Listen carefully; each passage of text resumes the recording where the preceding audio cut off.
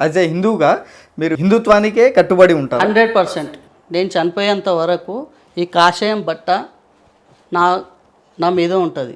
నేను చనిపోయినాక కూడా నా చితి పైన కూడా కాషాయం జెండానే ఉండాలని నేను కోరుకుంటున్నాను.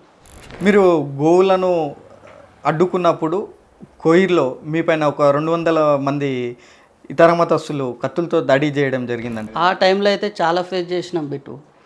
అసలు మేము ఆ టైంలో అయితే ఎంత ఇది అనిపించిందంటే ఒక 200-300 మంది ఒకటేసారి కత్తులు, కటాళ్ళు, రాడ్లు ఈ విధంగా పట్టుకొని వచ్చి మా పైన దాడికి వచ్చారు. మీరు ఎంతమంది ఉండే అన్న? మేము ఉన్నది ఇద్దరమే, నేను గంకటి బాలరెడ్డి ఇద్దరమే ఉన్నాం, ఇద్దరమే పోయినాం. మాకు ఇట్లా సమాచారం వచ్చింది.